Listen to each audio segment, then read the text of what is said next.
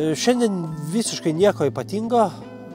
Situacija tokia, kad šiandien mes išsikrovėm ryte ir atvažiavom į pakrovimą. Atsikabinom ir visą dieną laukti.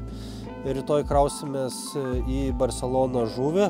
O tada jau bus tikrai sunku, nes reikės 2,5 paros, per 2,5 paros nuvaryti į Barceloną, tai jau teks vairuoti. Šiandien, kadangi nenorėjau vien tik tai vilkikę voliotis, čia esame netoli termotranzito ofiso, tai nuvažiavau į termotranzito ofisą, turėjau porą trejetą mytų, padirbau.